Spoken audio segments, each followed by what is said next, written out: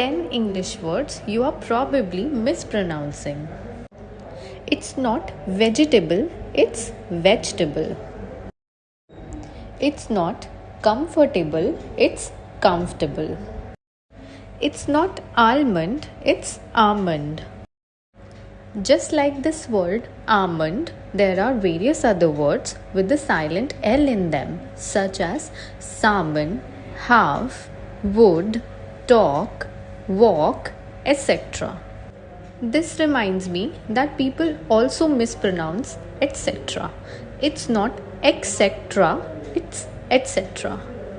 It's not architecture, it's architecture. It's not woman, it's women. It's not February, it's February. It's not monk, it's monk. It's not dengue, it's dengue. And lastly, it's not dessert, it's dessert. I hope you will be mindful while pronouncing these words next time. Stay tuned with us for more such videos. Tap on the link in bio to know more.